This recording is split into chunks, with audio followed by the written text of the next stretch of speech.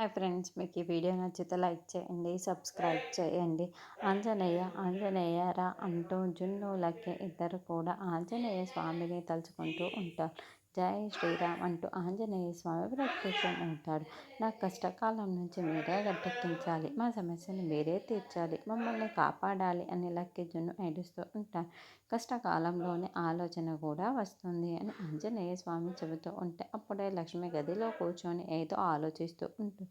అలా ఆలోచన వచ్చినప్పుడు అడుగు ముందుకు వేస్తారు, అనుకున్నదే చేస్తారు అని ఆంజనేయ స్వామి చెబుతారు.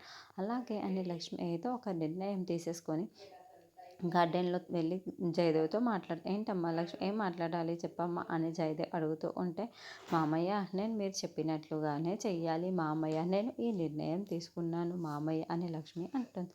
అదంతా వినేసిన జయదేవ్, ఏంటమ్మా నువ్వు ఇంత పెద్ద నిర్ణయం తీసుకున్నావా, ఇది చాలా కష్టమమ్మా, నువ్వు ఇంటికి చేయడం అస్సలు అంగీకరించను, జరగరాంది ఏదైనా జరిగితే నీకు చాలా పెద్ద ప్రమాదం అమ్మా, కాబట్టి నువ్వు ఇలాంటి నిర్ణయం తీసుకోవడానికి నేను అస్సలు అంగీకరించను అని జయదేవ్ అడ్డు చెబుతూ ఉంటాడు. అప్పుడు లక్ష్మి దండం పెట్టుకుంటూ, మామయ్య ఈ సమస్య నుండి బయటపడడానికి నాకు ఇదొక్కటే దారి కనిపించింది, దయచేసి ఈ ఒక్క సహాయం చేయండి మామయ్య, తనకండి మామయ్య అంటూ దండం పెడుతూ అంటుంది.